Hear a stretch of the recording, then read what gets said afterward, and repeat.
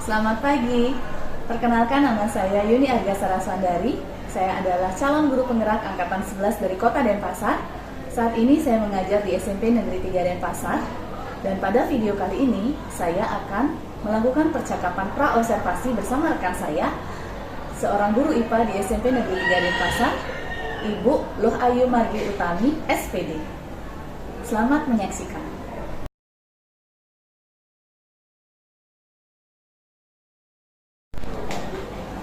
Selamat pagi Bu Margi. Selamat pagi Bu Yuni. Bagaimana kabar Bu Margi hari ini? Astagfirullah, baik sekali Bu Yuni. Ini bagaimana kabarnya? Sama, saya sudah sekarang sehat dan bahagia. Terima kasih ya Bu Margi, hari ini sudah meluangkan waktu untuk mengobrol dengan saya di pagi hari yang cerah ini. Yang perlu saya sampaikan hari ini Bu Margi, kita akan melakukan percakapan pra-observasi sebelum Bu Margi nanti mengajar di kelas. Baik Bu Yuni. Perlu Bu Margi ketahui bahwa supervisi ini adalah kegiatan berkelanjutan untuk meningkatkan kompetensi guru sebagai pemimpin dalam pembelajaran. Nah, tujuan supervisi ini bukan untuk menghakimi atau mencari kesalahan Bu Margi ya, tetapi untuk pemberdayaan dan pengembangan kompetensi diri Bu Margi dalam rangka peningkatan performa mengajar, untuk mencapai tujuan pembelajaran, sekaligus sebagai sarana umpan balik untuk pengembangan diri Bu Margi ke depannya ya Bu ya. Ya, siap Bu Yuni. Sebelum Bu Margi mengajar, boleh saya bertanya beberapa hal Bu Margi untuk tentu. persiapan? Tentu boleh Bu Yuni. Materi apa yang Bu Margi akan ajarkan nanti? Untuk materi yang saya ajarkan nanti itu terkait dengan tekanan zat cair, khususnya di hukum Archimedes. Hukum Archimedes ya, Ya. tekanan zat cair. Ya. Nah, kira-kira tujuan pembelajaran yang akan Bu Margi nanti lakukan apa Bu Margi? Tujuan pembelajarannya? Tujuan pembelajarannya ada 5 Bu Yuni. Cukup padat ya di hari itu nanti.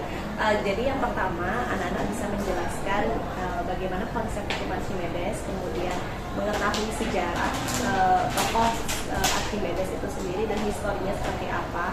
Kemudian yang ketiga, mereka merancang penyelidikan menggunakan beberapa bahan media seperti telur, air, garam, dan minyak untuk membuktikan konsep hukum Archimedes tersebut. Setelah itu yang keempat, mereka mempresentasikan atau mengomunikasikan hasil penyelidikan mereka. Yang terakhir, mereka bisa menerapkan atau menyebutkan paling tidak penerapan hukum Archimedes itu pada kehidupan mereka sehari-hari. Berarti nanti dalam pembelajaran itu ada percobaan atau penyelidikan yang Bu Iya, Margi ya? betul sekali. Itu akan Bu Margi lakukan di kelas ataukah di latihan nanti Bu Margi? Di kelas saya akan gunakan. Lalu untuk alat bahan yang digunakan anak-anak itu apakah ada yang dari Lapipa atau mereka bawa sendiri? Mereka bawa sendiri. Kebetulan itu alat-alat yang mudah ditemukan di rumah seperti gelas, kemudian telur, minyak, garam, kemudian air. Lalu area pengembangan yang akan Bu Margi rancang ingin dicapai apa Bu Margi? Kalau pengembangan. area pengembangannya saya akan ambil ya, pertama ada pengetahuan, kemudian ada keterampilan dan sikap mereka juga. Untuk pengetahuan, area pengembangannya saya ambil melalui contoh soal secara matematis, karena di hukum Archimedes itu kan ada penerapan contoh soal secara matematisnya, bagaimana rumusnya, kemudian bagaimana cara menyelesaikan soalnya. Untuk yang keterampilan itu dari proses mereka dalam menyelidiki konsep hukum Archimedes tersebut pada percobaan yang akan mereka lakukan. Untuk sikap, saya melakukan penilaian antar teman. Jadi bagaimana teman-teman mereka dalam satu kelompok melakukan diskusi apakah mau secara bersama-sama atau ada yang masih pasif atau bagaimana gitu. Berarti dari pengetahuan itu Bu Margi akan memberikan soal kepada mereka yang tentang hukum Archimedes itu, kemudian dari keterampilan itu dalam percobaan yang mereka lakukan, dan sikapnya juga akan diobservasi seperti itu ya, dalam penyelidikan itu bagaimana kegotong royongan atau kerjasama mereka ya, apakah mereka disiplin atau mereka justru tidak aktif seperti itu ya. Nah, lalu metode apa yang akan Bu Margi nanti lakukan pada saat pembelajaran? Saya di sini cukup padat ya. Iya, cukup padat sih dalam waktu 2 JP itu. Jadi pertama saya menggunakan model kooperatif learning karena kita melakukan penyelidikan dan itu basisnya secara berkelompok.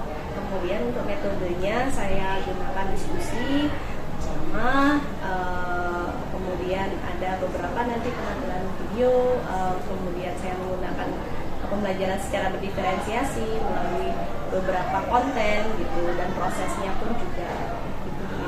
Oke, ada diferensiasi prosesnya di sini dengan kegiatan yang cukup bervariasi seperti itu. Tadi Bu Margi sampaikan nanti akan menampilkan video, berarti media Bu Margi nanti adalah video ya? Iya betul, video dan beberapa gambar. Berarti ini medianya ada laptop juga ya, kan di kelas sudah ada LCD ya, jadi ada penampilan video untuk pemahaman konsep anak-anak seperti itu. Betul sekali. Lalu kira-kira kapan jadwal terdekat Bu Margi untuk pembelajaran ini? Jadwal terdekat saya nanti di hari Senin di kelas 9G jam ke-4 sampai jam ke-6. JP berarti Bu Margi? Oh, sorry. 45, sorry. 45, 2JP ya. Oke, baiklah Bu Margi, nanti saya akan ikut ke dalam kelas mengamati Bu Margi dalam mengajar.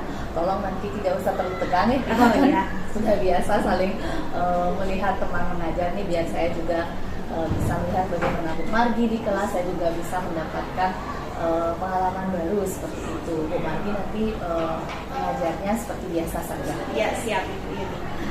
Bu Margi, sebelum saya akhiri, saya ingin tahu kira-kira ada hal yang bisa Bu Margi dapatkan dalam obrolan pra-observasi kita hari ini? Jadi dari pembicaraan kita pada hari ini mungkin saya harus punya rasa lebih siap lagi ya dalam mengajar. Artinya kesiapan saya dalam mengajar itu harus dimatangkan secara maksimal begitu. Terutama pada modul ajar yang sudah saya buat supaya tertuang dengan baik nanti pada saat proses pembelajaran. Jadi semua tujuan pembelajaran saya, karena itu cukup padat ya Bu Yuni ya, jadi mudah-mudahan bisa terlaksana dan tercapai semua pada hari itu, karena saya rasa dengan perbedaan kompetensi anak-anak, mungkin kita harus lebih lebih matang dalam persiapan sebelum pembelajaran. Dengan percakapan kita seperti ini, jadi saya rasa saya lebih siap nanti sebelum belajar. Semoga bisa membantu ya Bu Margi ya. Saya juga tidak sabar ingin melihat bagaimana Bu Margi mengajar dengan tujuan yang banyak, kegiatan yang padat. Kira-kira bagaimana respon anak-anak yang semoga lancar nanti ya Bu Margi ya. Terima kasih Bu Yuni. Ya, terima kasih, kita bertemu hari Senin depan ya. Siap Bu Yuni.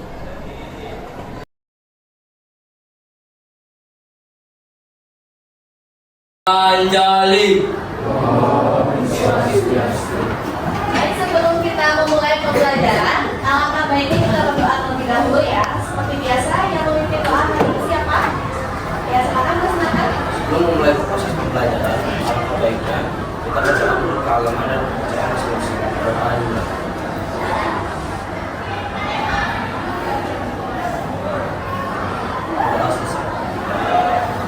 Ya, silakan memimpin anak-anak. Sebelum memulai kelas dulu ya. Siapa yang tidak hadir hari ini? Ada yang tidak hadir? Ada. Absen 22. Desi. Izina. Oke, ada lagi. Bisa ada orang. Ada yang disukai anak-anak? Tidak.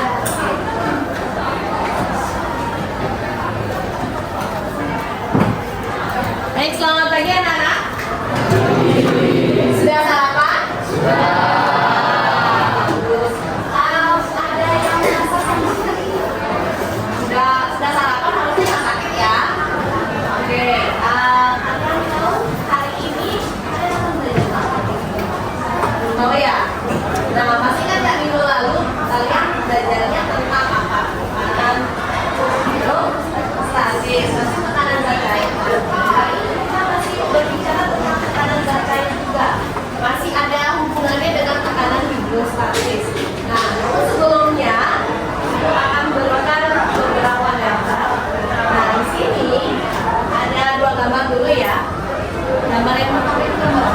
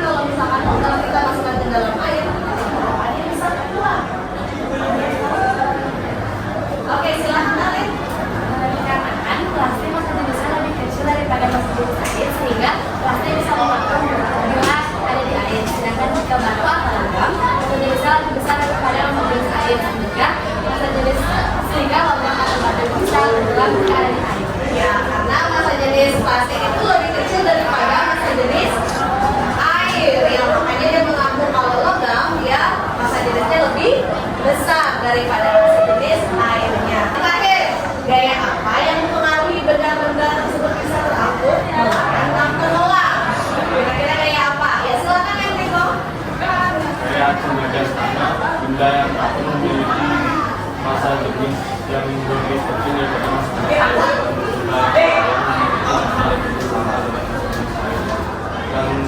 benda yang memiliki massa yang lebih besar daripada Oke, ya kita beri tepuk tangan untuk Bapak.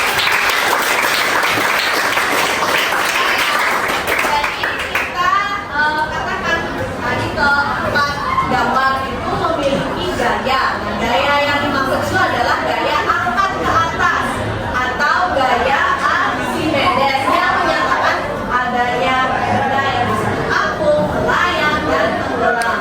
Nah, jadi kita akan belajar tentang hukum Archimedes atau gaya apung.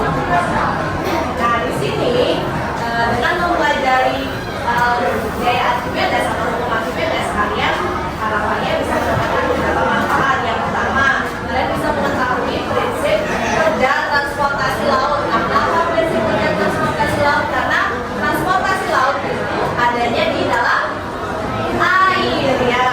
Kemudian yang kedua, mengetahui adanya konsep tenggelam, mengapung, dan melayang pada zat cair karena adanya teori hukum Archimedes. Sekarang kita akan belajar bagaimana sih hukum Archimedes.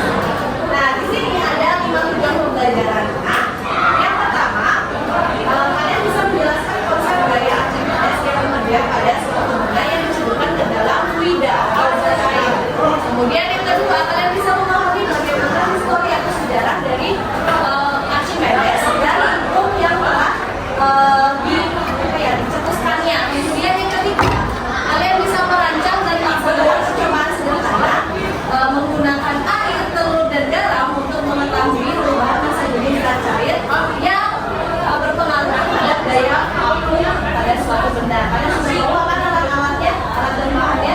Nah, kita akan praktikum. Nah, nanti setelah kalian praktikum, kalian kumpulkan data hasil percobaan kalian. Nah, kemudian analisis dan menarik kesimpulan yang sesuai dengan konsep Archimedes. Nah, yang kelima, kalian paling tidak bisa memberikan 3 contoh penerapan hukum Archimedes yang relevan dengan kehidupan sehari-hari. Bisa dipahami ya, anak? Bisa.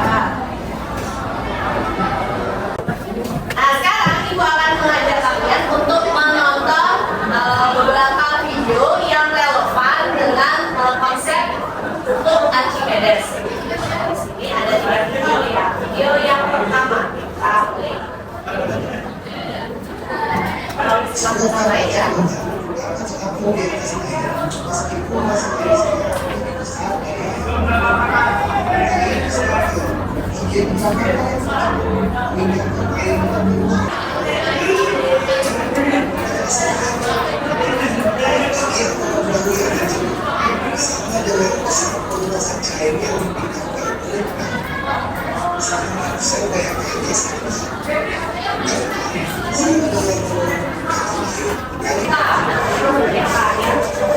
Ini digunakan untuk mengamankan nyawa orang-orang vertikal dan tsunami.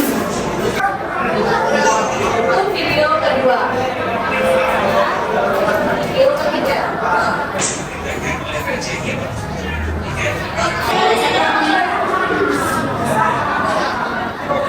dari video tersebut ada beberapa soal. Jadi soal yang pertama, mengapa kapal selam yang bobotnya besar itu bisa mengapung, melayang, dan tenggelam di laut? Nah, ini nyambung ya soal pertanyaan nomor 2. Bagaimana sih cara kerja kapal selam tersebut? Kalian bisa berdasarkan video tadi. Oke, silakan dulu. Jadi dalam kapal selam menuju tempat di mana kebetulan tenggelam karena kemudian sehingga berat kapal selam lebih besar dari daya dan juga melayang, maka sehingga berat kapal sama dengan bawah atas. Kalau kita kapal selam ini maka air akan dikeluarkan sehingga tidak sedikit dan kapal Ya, Jadi kalau dia pengen mengapung, airnya itu dikeluarin dari semoga atau apa namanya ruang yang ada di dalam punya ruang ya yang seperti kalian yang video tadi itu fungsinya untuk isiin air. Apa saja penerapan gaya apung atau otomatis beres pada kehidupan kita sehari-hari tadi udah ada di videonya tuh. Kira-kira apa lagi? Oke, kita silakan. Jadi penerapan gaya apung pada kehidupan sehari-hari itu ada pelampung, kapal selam, kapal laut, dan Hidrometer ya, ada hidrometer juga ya. Jadi ada kapal selam, kapal laut, kemudian ada pelampung, ada hidrometer, ada apa lagi? Balon udara ya. Sekarang akan Ibu ajak kalian untuk menyelidiki teori hukum Archimedes yang sedang kita dengarkan sebelumnya. Jadi di sini kalian akan membuktikan melalui percobaan menggunakan telur, air, garam, dan minyak. Sebelumnya kalian sudah duduk bersama kelompok kalian ya yang sudah ikut lagi sebelumnya berdasarkan kemampuan kalian di bidang auditori, visual, dan kinestetik. Jadi di sini kalian sudah membawa beberapa alat dan bahan. Sebelumnya itu akan mendemonstrasikan terlebih dahulu bagaimana proses pengerjaannya supaya kalian tidak salah dan ya. Silakan diperhatikan. Ibu akan pinjam dari kelompok 1. Di sini sudah ada gelas A. Kita isi label, kemudian gelas B, gelas C, dan gelas D. Ya. Untuk gelas A kalian isi dengan air. Ya, kurang lebih setengahnya ya. Nah, segini kurang lebih. Kemudian gelas B juga sama. Diisi kurang lebih setengahnya. Oke. Berikutnya gelas C sama juga seperti itu. Isi kurang lebih setengahnya. Oke. Ya, kurang lebih setengahnya. Nah, selanjutnya di gelas D kalian isi dengan minyak goreng. Nih minyak. Seharusnya pada gelas A itu hasilnya adalah tenggelam, tapi di sini mengapung. Nah, kira-kira kenapa penyebabnya? Kemudian pada gelas B kalian buat dia menjadi melayang. Kira-kira tadi berapa sendok makan kita gunakan untuk apa namanya garamnya. Kemudian yang C kita buat dia supaya terapung sebenarnya ya, tapi karena di sini nggak ada tenggelamnya, jadi kita buat dia tenggelam. Pada kelas C, pada kelompok kalian buat dia menjadi tenggelam. Melapung. Pada kelas A dia menjadi tenggelam. Ya. Kemudian pada kelas D buat dia menjadi tenggelam. Sudah dengan menggunakan minyak. Bisa dipahami anak-anak? Bisa. Oke, sekarang silakan kalian lakukan percobaannya sesuai dengan yang Ibu berikan. Namun sebelumnya, Ibu minta kepada koordinator kelompok untuk mengambil LKPD. Kelompok 1, kelompok 2, kelompok 3.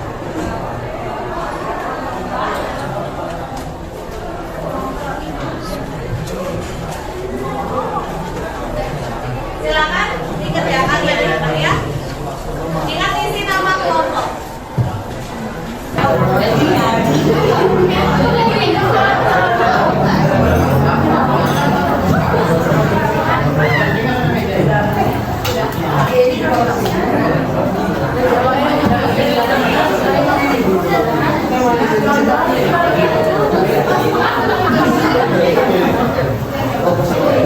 Berarti ini hasil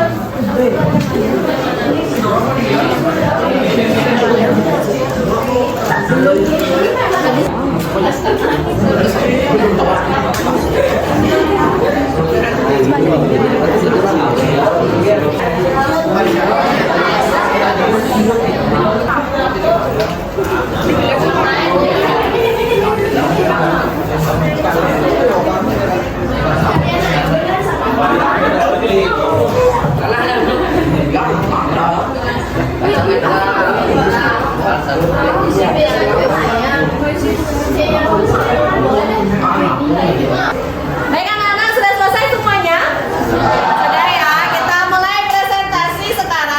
jadi presentasi dari kelompok 1.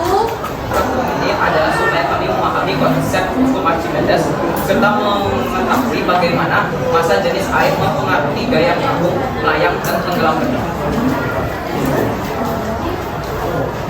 Berikut adalah hasil penyelidikan kami. Yang pertama, gelas A, jenis zat cair air. Hasil setelah diamati, telur tenggelam karena masanya lebih besar dari air. Perbandingan massa jenis fluida atau cair dengan massa jenis benda atau benda. Kalau telur masanya lebih besar dari air. Untuk kesalahan praktikum kami, gelas A tadi memiliki telur yang melayang atau mengapung. Dikarenakan asumsi pertama kita, dikarenakan telur tersebut busuk atau tidak bagus untuk dikonsumsi. Jadi kita menggantikan telur yang lebih bagus dan hasilnya telur itu tenggelam pada gelas. Untuk kesimpulannya, jika massa air lebih besar dibandingkan massa benda, maka benda akan melayang. Jika massa jenis air dan benda sama, maka benda tersebut akan melayang. Dan jika massa jenis air lebih ringan daripada massa jenis benda, maka benda tersebut akan tenggelam. Seperti dengan minyak, jika massa minyak lebih ringan dibandingkan massa jenis benda, maka benda tersebut akan tenggelam. Sekian presentasi dari kelompok kami. Jika ada yang bertanya, kami persilakan. Apa yang menyebabkan telur bisa mengapung atau melayang? Izin menjawab pertanyaannya Makanani. Mengapa telur bisa mengapung atau melayang di dalam gelas? Dikarenakan ada zat garam di dalam air tersebut. Jika zat garam itu lebih banyak di air dan massa jenis air itu lebih berat, maka telur akan mengapung ke atas. Jika massa jenis air sama dengan massa jenis benda, maka telur tersebut akan melayang. Apa jawaban saya bisa diterima? Sudah bisa diterima, Maharani? Saya. Jadi betul ya, jika sebenarnya bukan hanya karena telur yang bisa menyebabkan benda tersebut melayang, mengapung, ataupun tenggelam, tetapi karena ada tambahan apa tadi? Garam. Kalian menambahkan garam yang membuat massa jenis airnya semakin berat, semakin kuat dia, atau semakin tinggi massa jenisnya. Jadi telurnya itu akan terasa semakin ringan di dalam, ya. Oke. Ada lagi yang mau bertanya? Tidak? Oke, kalau tidak silakan ditutup dari kelompok 1. Sekian presentasi dari kelompok kami. Mohon maaf jika ada kesalahan kata, kami tutup dengan para peserta. Silakan beri tepuk tangan.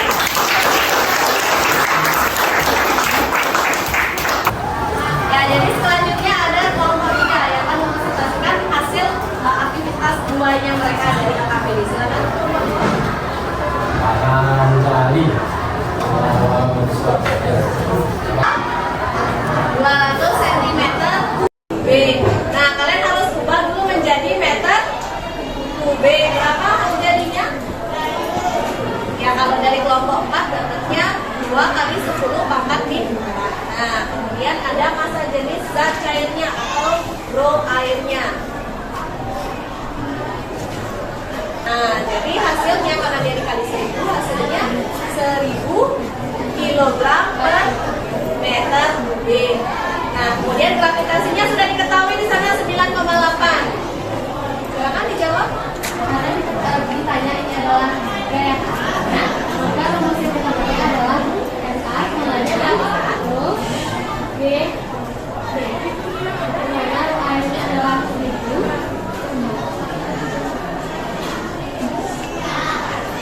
kali gravitasinya volumenya 2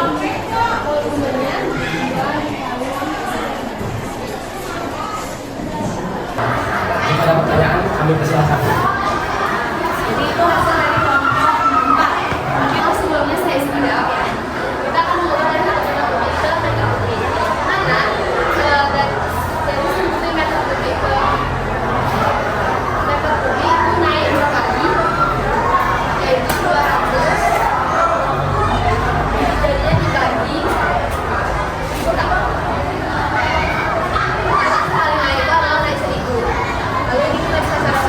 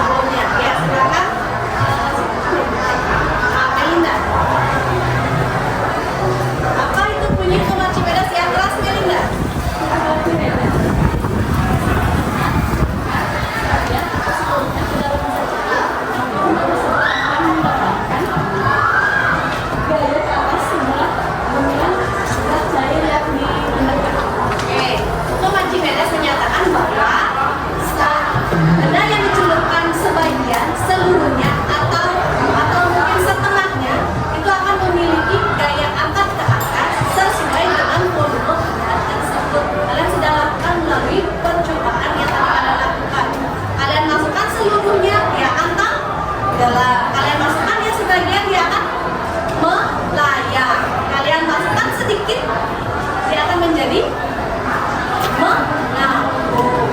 Bisa dipahami ya anak? Bisa dipahami itu nih? Ya, jadi sekarang sudah ingat ya untuk mancing dada seperti apa? Jadi pesan ibu sebelum ibu tutup. Nah ini bisa baca. Jadi jangan kebanyakan gaya biar tidak banyak tekanan. Ya. Jangan banyak gaya biar tidak banyak tekanan. Oke? Terima kasih anak-anak. Sampai jumpa di pertemuan berikutnya ya. Silakan ketua kelas. Ada asana.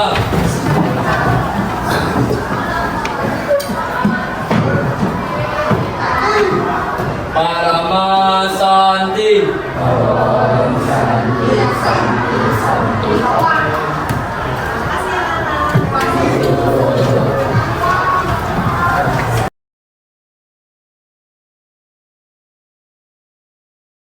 Selamat siang, perkenalkan nama saya Yuni Aga Sarasandari.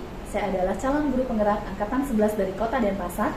Saat ini saya mengajar di SMP Negeri 3 Denpasar.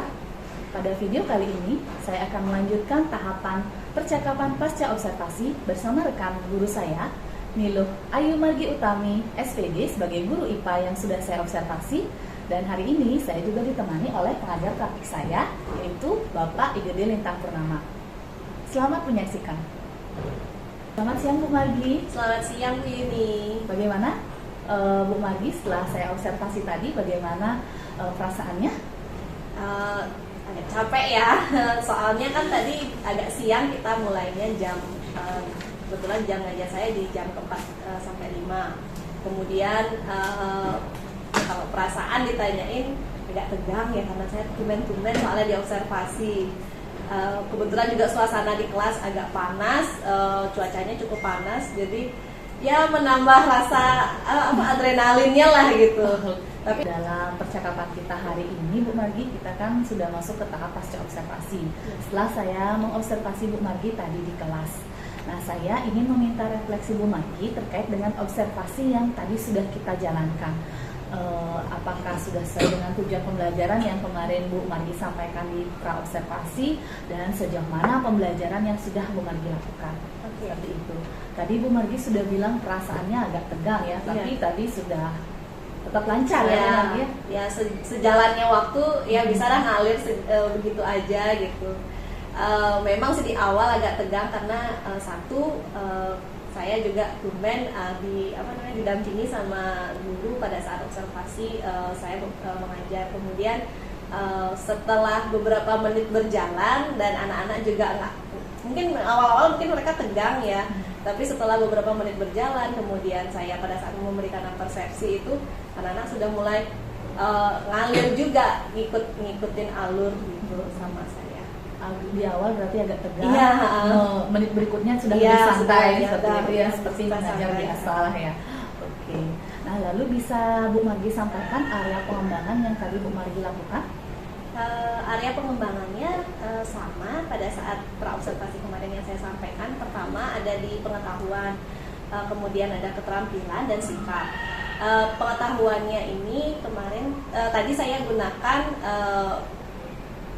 review pembelajaran menggunakan word wall. Jadi saya memberikan mereka soal terkait dengan capaian tujuan pembelajaran yang saya ingin sampaikan pada pada saat pembelajaran. Kemudian untuk sikapnya saya gunakan asesmen antar teman, di mana pada saat pembelajaran saya memberikan mereka lembar penilaian. Jadi mereka menilai bagaimana sikap temannya pada saat diskusi, terus bagaimana kolaborasi mereka pada saat melakukan penyelidikan seperti itu dulu. Kemudian pada keterampilan itu saya menilai bagaimana mereka menggunakan alat dan bahan mereka pada saat proses penyelidikan, pada saat praktikum tersebut. Kemudian bagaimana mereka menganalisisnya juga, apakah mereka bisa menggunakan alatnya dengan tepat, seperti itu. Oke, berarti menurut Bu Margi area pengembangannya sudah tercapai tadi ya, Ya. di dalam pembelajaran, dari pengetahuan dengan kuis, dan Bu Margi juga menggunakan media online ya seperti itu, Wordwall, kemudian di sikap penilaian antar teman, dan Bu Margi juga observasi sendiri pada saat itu ya. Ya, betul. Observasi sendiri dan juga penilaian antar teman. Lalu di keterampilan ada bagaimana murid sudah tepat belum cara mereka menggunakan alat dan bahan pada saat penyelidikan seperti itu. Berarti sudah tercapai semua ya Bu Margi ya, semua area pengembangan yang direncanakan kemarin. Nah, untuk proses pembelajaran menurut Bu Margi kan seperti yang Bu Margi sampaikan di pra observasi itu ada sepertinya 5 tujuan pembelajaran, cukup padat kegiatannya. Nah, dari kegiatan pembelajaran yang tadi Bu Margi lakukan, kira-kira bagaimana menurut Bu Margi? Apakah sudah selesai dengan rancangan? Kalau dari rancangan secara keseluruhan sudah berjalan dengan baik. Dari 5 tujuan pembelajaran tersebut juga sudah tercapai dari dari penyelidikan mereka, kemudian cara mereka menjawab soal itu sudah dapat semua poin-poinnya. Jadi anak-anak sudah bisa mendapatkan materi yang sesuai dengan tujuan pembelajaran yang saya sampaikan di awal pembelajaran. Jadi saya rasa secara keseluruhan itu sudah dapat semua. Cuman memang ada beberapa kendala. Nah, kendalanya ini yang saya rasa perlu digarisbawahi. Pertama itu pada saat diskusi mereka agak lama ya, membutuhkan waktu yang cukup lama. Jadi tadi lebih dari waktu yang saya tentukan di awal. Kemudian beberapa siswa juga masih mempertanyakan materi pada saat presentasi, padahal itu sudah disampaikan sebelumnya. Jadi mereka masih ada yang bertanya materi yang padahal sudah disampaikan di awal atau di sebelumnya. Jadi mungkin itu yang perlu diperbaiki sih pada saat pembelajaran tadi.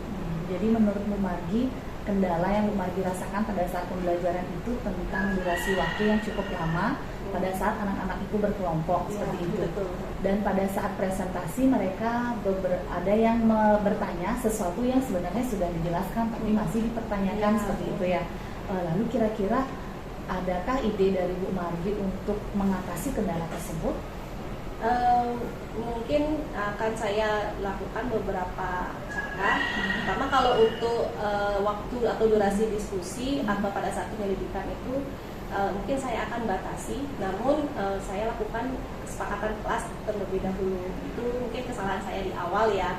Jadi kesepakatan kelas yang saya lakukan tadi itu tidak ada. Jadi sehingga di pembelajaran berikutnya saya akan buat kesepakatan kelas bahwa pembelajaran ini akan melakukan sesi diskusi. Saya batasi waktunya 10 menit atau 15 menit paling lama. Selebihnya itu adalah resikonya mereka. Kemudian untuk pemahaman siswa itu saya mungkin akan sampaikan pada saat diskusi mereka, pada saat penyelidikan. Saya berikan mereka tutor atau berikan mereka materi, atau secara tidak langsung saya memfasilitasi mereka pada saat sesi diskusi, atau saya akan menggunakan beberapa temannya, kan itu dikelompokkan secara heterogen. Kemudian saya akan meminta beberapa temannya yang sudah memahami beberapa materi itu untuk disampaikan atau untuk diberikan di